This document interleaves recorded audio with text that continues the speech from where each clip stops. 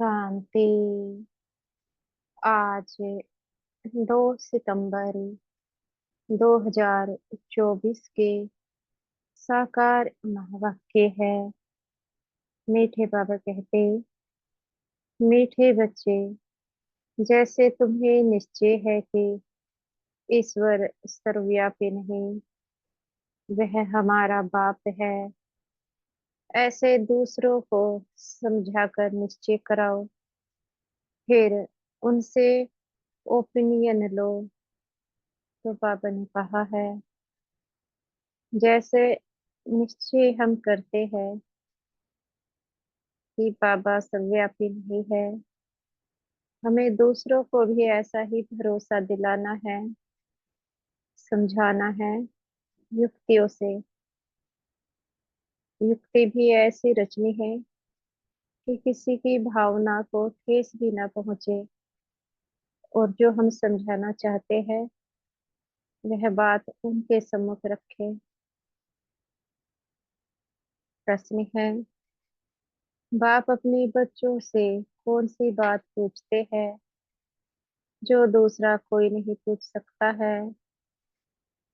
उत्तर देते हैं बाबा, बाबा जब बच्चों से मिलते हैं तो पूछते हैं, बच्चे पहले तुम कब मिले हो?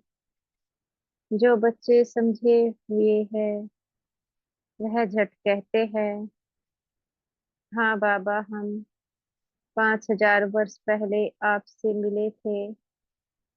जो नहीं समझते हैं वह मूंझ जाते हैं।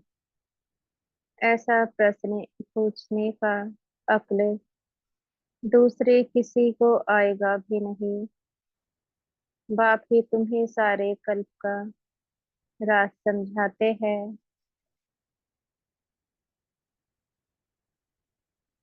ओम शांति। रूहानी बच्चों प्रति रूहानी बेहद का बाप समझाते हैं, यहाँ तुम बाप के सामने बैठे हो। घर से निकलते ही इस विचार से हो कि हम जाते हैं शिव बाबा के पास, जो ब्रह्मा के रथ में आकर हमको स्वर्ग का वर्षा दे रहे हैं। हम स्वर्ग में थे, फिर 84 का चक्र लगाकर अभी नर्क में आकर पड़े हैं। और कोई भी सत्संग में किसकी बुद्धि में यह बातें नहीं होगी।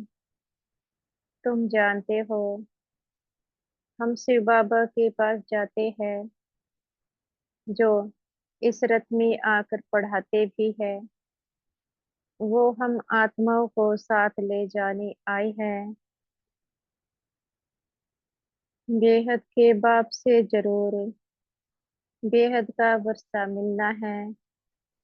है तो बाप ने समझाया है कि मैं सर्वव्यापी नहीं हूँ। सर्वव्यापक तो 5 विकार है। तुम्हारे में भी 5 विकार है, इसलिए तुम महान दुखी हुए हो। दुख का कारण केवल 5 विकार है। जब तक 5 विकार नहीं होते तो आत्मा सुखी जीवन जीती है। जैसे ही 5 विकारों की प्रवेशता होने लगती है, जीवन में दुख आते हैं और आत्मा अपने गुणों से शक्तियों से खाली होती जाती है। तो इस समय क्या करना है? 5 विकारों का त्याग ही तो करना है। अगर आज अपने जीवन में दुख है तो अभी पूरी रीति से 5 विकारों का त्याग नहीं हुआ है। ये सूक्ष्म से भी सूक्ष्म होते हैं, परखना भी मुश्किल हो जाता है, क्योंकि 5 विकारों में भी अनेक विकार छिपे हैं। जैसे जैसे ये विकार छूटते जाते हैं, आत्मा सुख की महसूसता करती जाती है। शांति की महसूसता करती जाती है। बाबा कहते हैं, अब ईश्वर सर्वव्यापी नहीं है। यह ओपिनियन जरूर लिखवाना है। तुम बच्चों को तो पक्का निश्चय है कि ईश्वर बाप सर्वव्यापी नहीं है। बाप सुप्रीम बाप है। सुप्रीम टीचर गुरु भी है। बेहद का सदगति दाता है। वही शांति देने वाला है। और कोई जगह ऐसे ख्याल कोई नहीं करता कि क्या मिलना है। सिर्फ कनरस से रामायण गीता आदि जाकर सुनते हैं। बुद्धि में अर्थ कुछ नहीं। जब रामायण सुनते हैं, कौन सा परिवर्तन अपने जीवन में किया। जैसे कि श्री राम जी का चरित्र बड़ा अच्छा दिखलाते हैं। बड़ा मीठा बोलते थे। कितने शांत स्वभाव के दिखलाते हैं। रामायण सुनने के बाद क्या अपने चरित्र को ऐसा बनाया। गीता पढ़ते हैं। श्री कृष्ण जी का जो चरित्र है वह भी कितना मीठा दिखाते हैं। क्या अपने चरित्र को श्री कृष्ण जी जैसा बनाया, मीठा बनाया। अगर नहीं बनाया तो क्या ज्ञान सुना। अपने जीवन का परिवर्तन तो किया ही नहीं।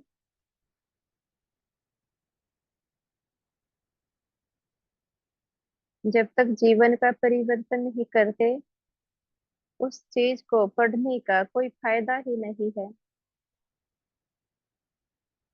बाबा कहते हैं,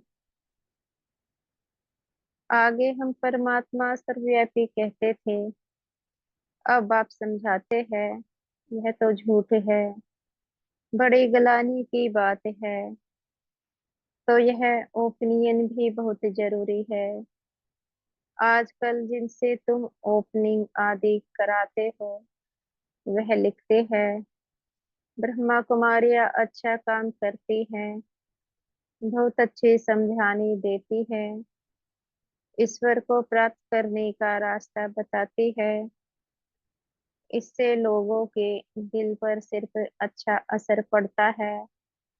बाकी यह ओपिनियन कोई भी नहीं लिख कर देते कि दुनिया भर में जो मनुष्य कहते हैं ईश्वर सर्वव्यापी है, यह बड़ी भूल है।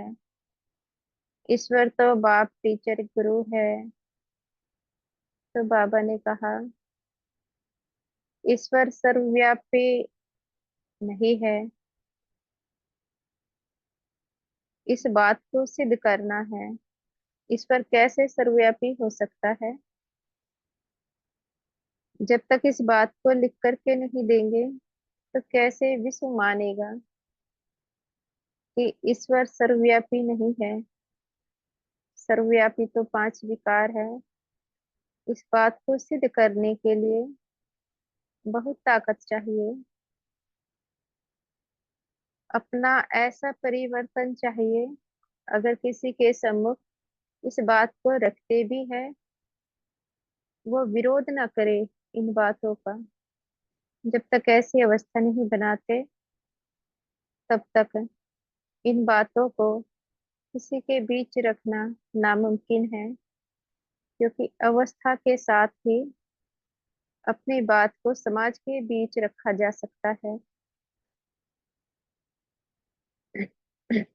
और ऐसी अवस्था बनाने के लिए बस एक से संबंध जोड़ना पड़े, तभी बन सकती है।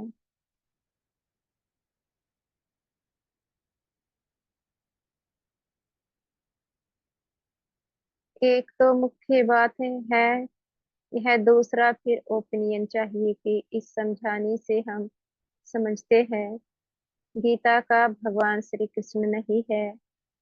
भगवान कोई मनुष्य या देवता को नहीं कहा जाता है। भगवान एक है। वह बाप है। उस बाप से ही शांति और सुख का वर्षा मिलता है। ऐसी ऐसी ओपिनियन लेना है। अभी जो तुम ओपिनियन लेते हो वह कोई काम की नहीं लिखते हैं। हाँ, इतना लिखते हैं कि यहाँ शिक्षा बहुत अच्छी देते हैं। बाकी मुख्य बात जिसमें ही तुम्हारी विजय होनी है वह लिखाओ कि यह ब्रह्मा कुमारियाँ सत्य कहती है कि ईश्वर सर्वव्यापी नहीं है, वह तो बाप है, वही गीता का भगवान है। बाप आकर भक्ति मार्ग से छुड़ाए ज्ञान देते हैं। यह भी ओपिनियन जरूरी है कि पतित पावनी पानी की गंगा नहीं, परंतु एक बाप है। इस समय देखने में आता है कि जो गंगा जी पर स्नान करने जाते हैं, स्नान करते करते उनका झगड़ा हो जाता है। अगर वो स्नान करने के बाद भी पवित्र नहीं बने तो क्या गंगा जी को पतित पावनी कहा जाएगा? जब गंगा जी पतित पावनी है, जो मनुष्य गंगा जी में स्नान करते हैं, क्यों उनका परिवर्तन नहीं होता? परिवर्तन होना चाहिए, क्यों नहीं हुआ? गंगा जी शरीर को स्वच्छ बना सकती है, लेकिन जो आत्मा की शुद्धता है वह केवल आत्मा का पिता ही जानता है। आत्मा को कैसे पवित्र बनाना है, बगैर ज्ञान के आत्मा को पवित्र नहीं बनाया जा सकता। इसलिए परम पिता पतित पावन है, ना कि गंगा जी।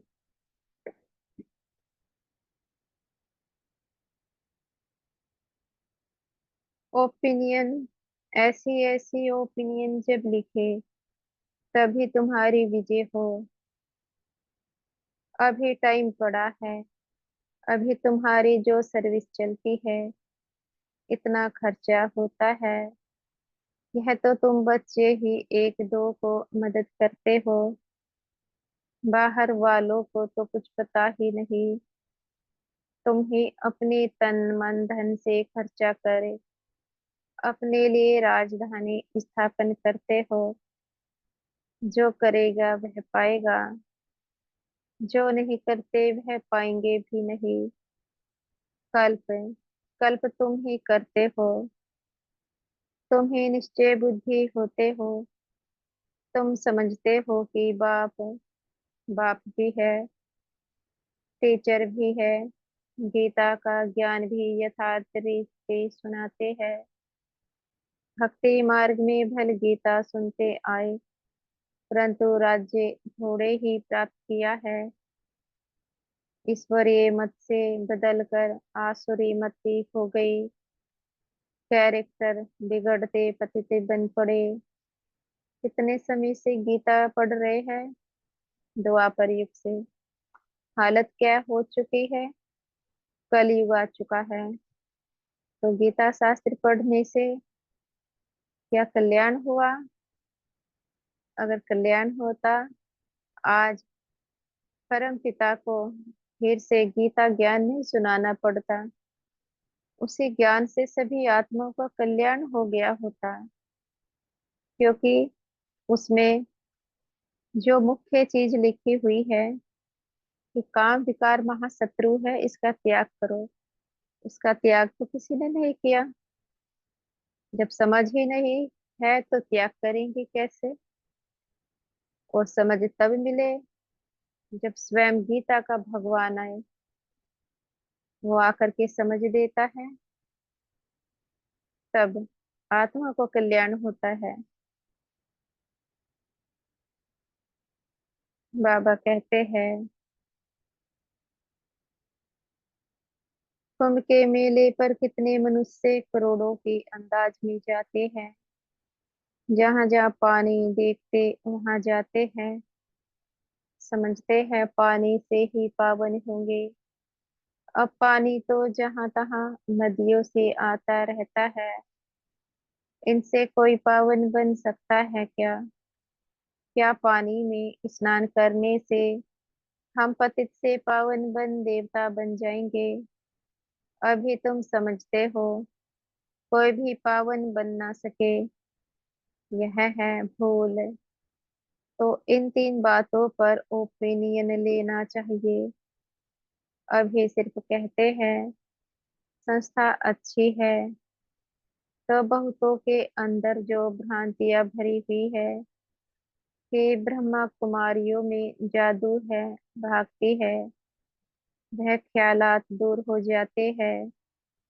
क्योंकि आवाज तो बहुत फैला हुआ है ना, विलायत तक यह आवाज गया था कि इनको 16,108 रानियां चाहिए। उनसे 400 मिल गई है, क्योंकि उसमें सत्संग में 400 आते थे। बहुतों ने विरोध किया, टिकेटिंग आदि भी करते थे, परंतु बाप के आगे तो कोई की चल ना सके। सब कहते थे यह जादूगर फिर कहाँ से आया। फिर वंडर देखो, बाबा तो कराची में था, आपे ही सारा झुंड आपस में मिलकर भाग आया। कोई को पता नहीं पड़ा कि हमारे घर से कैसे भागे। यह भी ख्याल नहीं किया इतने सब कहाँ जाकर रहेंगे। फिर फट से बंगला ले लिया, तो जादू की बात भी हो गई ना। अभी भी कहते रहते हैं यह जादूगरनी है।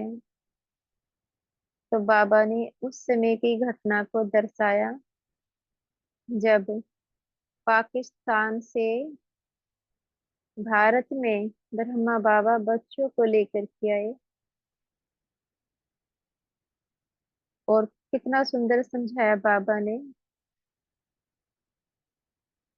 कि कैसे बच्चे निश्चय बुद्धि होकर के चले आए। वे यह भी नहीं जानते थे भारत में जा रहे हैं, वहां पर रहने का स्थान मिलेगा नहीं मिलेगा, कैसे होगा, कुछ भी नहीं। बस बाबा ने डायरेक्शन दिया और वो चले आए। बात है सारे निश्चय की। अगर अपने को भी ऐसा निश्चय हो तो क्या नहीं हो सकता। निश्चय की शक्ति सबसे बड़ी शक्ति होती है।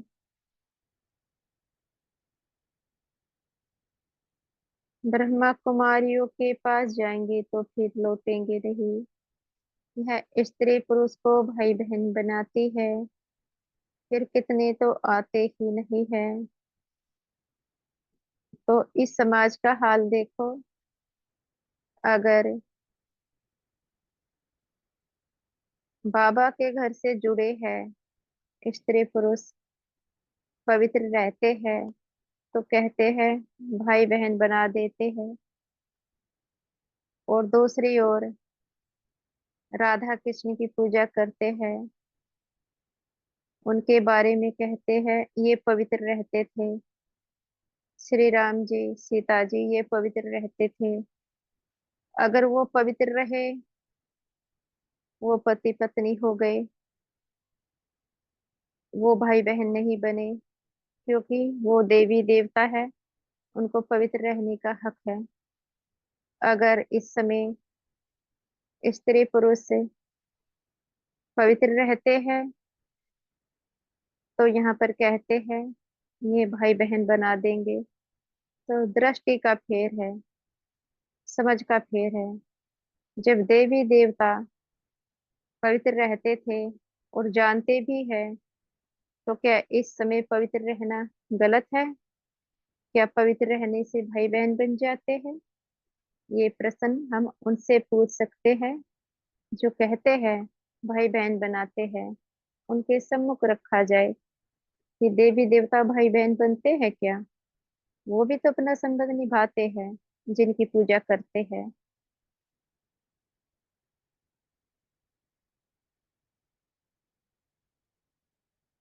अभी तुम्हारी प्रदर्शनी आदि देखकर वह जो बातें बुद्धि में बैठी हुई है वह दूर होती है। बाकी बाबा जो ओपिनियन चाहते हैं वह कोई नहीं लिखते। बाबा को वह ओपिनियन चाहिए, यह लिखे कि गीता का भगवान श्री कृष्ण नहीं है। सारी दुनिया समझती है श्री कृष्ण भगवानुवाच, परंतु श्री कृष्ण तो पूरे 84 जन्म लेते हैं। शिव बाबा है पुनर्जन्म रहित, तो इसमें बहुतों की ओपिनियन चाहिए। गीता सुनने वाले तो ढेर के ढेर है। फिर देखेंगे यह तो अखबार में भी निकल पड़ा है। गीता का भगवान परम पिता परमात्मा शिव है। वही बाप टीचर सबका सदगति दाता है। शांति और सुख का वर्षा सिर्फ उनसे मिलता है। बाकी अभी तुम मेहनत करते हो, उद्घाटन कराते हो, सिर्फ मनुष्यों की भ्रांतियां दूर होती है, समझानी अच्छी मिलती है। बाकी बाबा जैसी कहते हैं वह ओपिनियन लिखे। मुख्य ओपिनियन है यह, बाकी सिर्फ राय देते हैं। यह संस्था बहुत अच्छी है, इससे क्या होगा। हाँ, आगे चल जब विनाश और स्थापना नजदीक होगी तो तुमको यह ओपिनियन भी मिलेंगे, समझ कर लिखेंगे। अभी तुम्हारे पास आने तो लगे हैं ना। अभी तुमको ज्ञान मिला है। एक बाप के बच्चे हम सब भाई भाई है। यह किसी को भी समझाना तो बहुत सहज है। सब आत्माओं का बाप एक सुप्रीम बाबा है। उनसे जरूर सुप्रीम बेहद का पद भी मिलना चाहिए। 5,000 वर्ष से पहले तुमको मिला था। वो लोग कलयुग की आयु लाखों वर्ष कह देते हैं, तुम 5,000 वर्ष से कहते हो, कितना फर्क है। बाप समझाते हैं 5,000 वर्ष पहले विश्व में शांति थी। यह एम ऑब्जेक्ट सामने खड़ी है। इनके राज्य में विश्व में शांति थी। यह राजधानी हम फिर से स्थापन कर रहे हैं। सारे विश्व में सुख शांति थी, कोई दुख का नाम नहीं था। अगर मनुष्यों में यह समझ होती कि कभी ऐसी भी दुनिया थी जिसमें सुख शांति पवित्रता थी, तो शायद से आज यह ज्ञान समझ में आ जाता। क्योंकि मनुष्य समझता है सदा से ही दुनिया में दुख भी है तो सुख भी है, और सदा से ही दुनिया में जो बच्चों की पैदाइश है इसी प्रकार से होती है जैसे आज होती है। वह समझ न होने के कारण आज इस ज्ञान को सुनते नहीं है, सत्य से भागते हैं।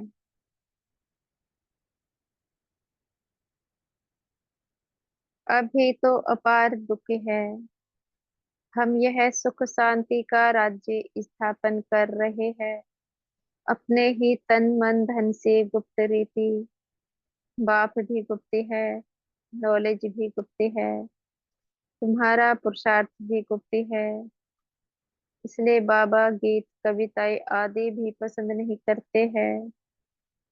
वह है भक्ति मार्ग, यहाँ तो चुप रहना है, शांति से चलते फिरते बाप को याद करना है, और सृष्टि चक्र बुद्धि में फिराना है। अभी हमारा यह अंतिम जन्म है पुरानी दुनिया में, फिर हम नई दुनिया में पहला जन्म लेंगे। आत्मा पवित्र जरूर चाहिए। अभी तो सब आत्माएं पतित है। तुम आत्मा को पवित्र बनाने के लिए बाप से योग लगाते हो। बाप खुद कहते हैं बच्चे देह सहित देह के सब संबंध छोड़ो, बाप नई दुनिया तैयार कर रहे हैं। उनको याद करो तो तुम्हारे पाप कट जाए। अरे बाप जो तुमको विश्व की बादशाही देते हैं, ऐसे बाप को तुम भूल कैसे जाते हो। वह कहते, बच्चे, यह अंतिम जन्म सिर्फ पवित्र बनो। तो यह अंतिम जन्म है। क्या एक जन्म पवित्रता को धारण नहीं किया जा सकता? अगर एक जन्म में पवित्रता को धारण कर लेते हैं तो महाकल्याण हो जाता है। तो जरा विचार करें, जब अपना पिता प्रतिदिन मुरली में कहता है कि बच्चे पवित्रता को धारण करना है, उस समय अपने मन से पूछना है कि कौन कह रहा है। बाप कह रहा है। तो क्या अपने पिता की बातों का मान नहीं रखना होता? अगर ये सोच करके बैठ जाए, बाबा जब पवित्रता को धारण कराएगा मिल जाएगी, यह रोंग हो जाता है। अपने में हिम्मत होनी चाहिए पवित्रता को धारण करने की। पहला कदम अपना, दूसरा कदम बाबा का। जब तक अपने कदम को नहीं उठाते हैं, पवित्रता ऐसे नहीं मिल सकती है। इसलिए पहला कदम अपना उठाना है। अब इस मृत्यु लोक का विनाश सामने खड़ा है। यह विनाश भी हूबहू 5,000 वर्ष पहले ऐसे ही हुआ था। यह तो स्मृति में आता है ना। अपना राज्य था तो दूसरा कोई धर्म नहीं था। बाबा के पास कोई भी आता है तो उससे पूछता हो आगे कब मिले हो। कोई तो जो समझे हुए है वह झट कह देते हैं 5,000 वर्ष पहले। कोई नहीं आते हैं तो गूंज पड़ते हैं। बाबा समझ जाते हैं कि ब्राह्मणी ने समझाया नहीं है। फिर कहता हो सोचो तो स्मृति आती है। यह बात और तो कोई भी पूछ ना सके। पूछने का अक्ल आएगा ही नहीं। यह क्या जाने इन बातों से। आगे चलकर तुम्हारे पास बहुत आकर सुनेंगे जो इस कुल के होंगे। दुनिया बदलनी तो जरूर है। चक्र का राज तो समझा दिया है। अब नई दुनिया में जाना है। इसे पुरानी दुनिया को भूल जाओ। बाप नया मकान बनाते हैं तो बुद्धि उसमें चली जाती है। पुराने मकान में फिर ममत्व नहीं रहता है। यह फिर है बेहद की बात। बाप नई दुनिया स्वर्ग स्थापन कर रहे हैं। इसलिए अब इस पुरानी दुनिया को देखते हुए भी नहीं देखो। ममत्व नई दुनिया में रहे। इस पुरानी दुनिया से वैराग्य। अगर पुरानी दुनिया से जीवन में वैराग्य नहीं लाते हैं तो पुराने संस्कारों से छूटेंगे नहीं। इसलिए इस पुरानी दुनिया की हर वस्तु में वैराग्य लाना होता है।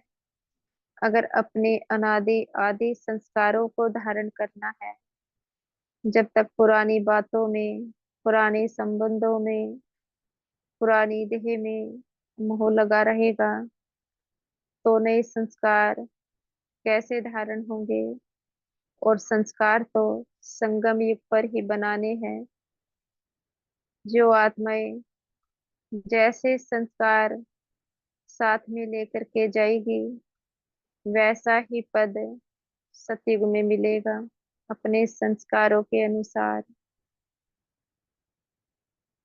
अगर किसी आत्मा ने अपने जीवन में वैराग्य ही नहीं भरा तो वो आत्मा कैसे महाराजा महारानी बन सकती है। जिसके जीवन में वैराग्य अधिक होता है, उसकी पढ़ाई भी ऊंची होती है, उसकी याद भी ऊंची होती है, उसकी धारणाएं भी ऊंची होती है, उसकी सेवाएं भी बेहद की होती है। ये अपनी चेकिंग हम कर सकते हैं। हमारे जीवन में कितना वैराग्य है, कितना हम ज्ञान योग करते हैं, कितनी प्राप्ति हमें हुई है। वह तो हठ योग से हद का संन्यास कर जंगल में जाकर बैठते हैं। तुम्हारा तो है सारी पुरानी दुनिया से वैराग्य। इसमें तो अथाह दुख है। नई सतयुगी दुनिया में अपार सुख है। तो जरूर उनको याद करेंगे। यहाँ सब दुख देने वाले हैं। माँ बाप आदि सब विकारों में फंसा देंगे। बाप कहते हैं काम शत्रु है। उनको जीतने से ही तुम जगत जीत बनेंगे। यह राजयोग बाप सिखलाते हैं, जिससे हम यह पद पाते हैं। बोलो हमको सपने में भगवान कहते हैं पावन बनो तो स्वर्ग की राजई मिलेगी। तो अब मैं एक जन्म पवित्र तो अब मैं एक जन्म अपवित्र बन अपनी राजई गवाऊं। थोड़े ही इस पवित्रता की बात पर ही झगड़ा चलता है। द्रौपदी ने भी पुकारा है। यह दुशासन हमको नग्न करते हैं। यह भी खेल दिखाते हैं कि द्रौपदी को श्री कृष्ण 21 साड़ियां देते हैं। अब आप बैठ समझाते हैं कितनी दुर्गति हो गई है। अपार दुखी है ना। सतयुग में अपार सुख था। अब मैं आया हूँ अनेक अधर्म का विनाश और एक सत्य धर्म की स्थापना करने। तुमको राज्य भाग्य देकर वानप्रस्थ में चले जाएंगे। आधा कल्प फिर मेरी दरकार ही नहीं पड़ेगी। तुम कभी याद भी नहीं करेंगे। तो बाबा समझाते हैं तुम्हारे लिए जो सबके मन में उल्टा वाइब्रेशन है निकल कर ठीक हो रहा है। बाकी मुख्य बात है ओपिनियन लिखा तो ईश्वर सर्वव्यापी नहीं है। उसने तो आकर राजयोग सिखाया है। पतित पावन भी बाप है। पानी की नदियां थोड़े ही पावन बना सकेगी। पानी तो सब जगह होता है। अब बेहद का बाप कहते हैं अपने को आत्मा समझो। देह सहित देह के सब संबंध छोड़ो। आत्मा ही एक शरीर छोड़ दूसरा लेती है। वह फिर कह देते आत्मा निर्लेप है। आत्मा सो परमात्मा। यह है भक्ति मार्ग की बातें। बच्चे कहते हैं बाबा याद कैसे करें। अरे अपने को आत्मा तो समझते हो ना। आत्मा कितनी छोटी बिंदी है तो उनका बाप भी इतना छोटा होगा। बाप को याद करने के लिए आत्मा का अभ्यास जरूरी है। जब तक अपने को आत्मा देखने का अभ्यास नहीं करते बाबा को याद ही नहीं किया जा सकता। और बाबा को याद करने के लिए आत्मा का अभ्यास अनिवार्य है। बाबा कहते हैं वह पुनर्जन्म में नहीं आता है। यह बुद्धि में ज्ञान है। बाप याद क्यों नहीं आएगा। चलते फिरते बाप को याद करो। जब तक चलते फिरते बाबा को याद नहीं करते बाबा की याद बुद्धि में नहीं ठहरती है। क्योंकि जब तक याद करने का संस्कार ही नहीं बनाएंगे तो बाबा की याद बुद्धि को आएगी कैसे। तो संस्कार तो बनाना पड़े।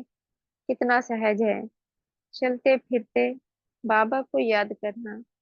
कोई भी मुश्किल बात नहीं है। लेकिन जब तक लग्न नहीं लगाते हैं याद करने की तो याद करेंगे कैसे। ये अपनी चेकिंग है। क्या हमने बाबा को याद करने की लगनी है, अगर नहीं है तो लगाए, इसमें अपने को प्राप्ति है। अच्छा बड़ा रूप ही समझो बाप का, परंतु याद तो एक को करो ना, तो तुम्हारे पाप कट जाए। और तो कोई उपाय है नहीं। जो समझते हैं वह कहते हैं, बाबा आपकी याद से हम पावन दुनिया विश्व के मालिक बनते हैं, तो हम क्यों नहीं याद करेंगे। एक दो को भी याद दिलाना है तो पाप कट जाए। अच्छा मीठे मीठे से खिल दे बच्चों प्रति, माता पिता बाप दादा का याद प्यार और गुड मॉर्निंग। रूहानी बाप की रूहानी बच्चों को नमस्ते। हम बच्चों के भी मीठे प्यारे बाप दादाजी को याद प्यार, गुड मॉर्निंग और नमस्ते। धारणा के लिए मुख्य सार है। पहला पॉइंट है, जैसे बाप और नॉलेज गुप्त है, ऐसे पुरुषार्थ भी गुप्त करना है। गीत कविताओं आदि के बजाय चुप रहना अच्छा है। शांति में चलते फिरते बाप को याद करना है। दूसरा पॉइंट है, पुरानी दुनिया बदल रही है, इसलिए इससे ममत्व निकाल देना है। इसे देखते हुए भी नहीं देखना है। बुद्धि नई दुनिया में लगानी है। तो बाबा ने होमवर्क दिया है, बाबा को याद करने के लिए गीत कविताएं नहीं सुननी है, चुपचाप चलते फिरते बाबा को याद करना है। फिर बाबा ने कहा, पुरानी दुनिया से ममत्व निकाल दो। ममत्व निकालेंगे तभी तो नई दुनिया की याद बुद्धि में ठहरेगी। आज का वरदान है, ब्राह्मण जन्म की विशेषता को नेचुरल नेचर बनाने वाले सहज पुरुषार्थी भव। ब्राह्मण जन्म की विशेषता को नेचुरल नेचर बनाने वाले सहज पुरुषार्थी भव। ब्राह्मण जन्म भी विशेष, ब्राह्मण धर्म और कर्म भी विशेष अर्थात सर्वश्रेष्ठ है, क्योंकि ब्राह्मण कर्म में फॉलो साकार ब्रह्मा बाप को करते हैं। तो ब्राह्मणों की नेचर ही विशेष नेचर है। साधारण व मायावी नेचर ब्राह्मणों की नेचर नहीं। सिर्फ यह स्मृति स्वरूप में रहे कि मैं विशेष आत्मा हूँ। यह नेचर जब नेचुरल हो जाएगी, तब बाप समान बनना सहज अनुभव करेंगे। स्मृति स्वरूप सो समर्थी स्वरूप बन जाएंगे। यही सहज पुरुषार्थ है। तो बाबा ने कहा कि अपनी स्मृतियों में रहो, आप कौन सी आत्मा हो, विशेष आत्मा। जब हम अपनी विशेषताओं को देखते हैं, अपने विशेषताओं से हम अनुभव करते हैं कि हम कौन सी आत्मा है, किसने हमें बनाया है, कौन हमारा पिता है, टीचर है, सतगुरु है, कौन सी दुनिया के हम मालिक बनने जा रहे हैं। उन विशेषताओं से अपनी आत्मा में बल आता है, उमंग उत्साह बढ़ता है, जिससे हमारे नए जो दैवीय संस्कार है वो इमर्ज होते हैं और पुराने संस्कार छूटते जाते हैं। इसलिए अपनी विशेषताओं को याद करना है। स्लोगन है, पवित्रता और शांति की लाइट चारों ओर फैलाने वाले ही लाइट हाउस है। पवित्रता और शांति की लाइट चारों ओर फैलाने वाले ही लाइट हाउस है। तो बाबा ने कहा, पवित्रता और शांति की लाइट जो आत्माएं फैलाती है, उनकी लाइट चारों ओर फैलती है। जितना जो लाइट फैलाएंगे, वैसी ही वो आत्माएं विश्व में चमकेगी। अच्छा, ओम शांति।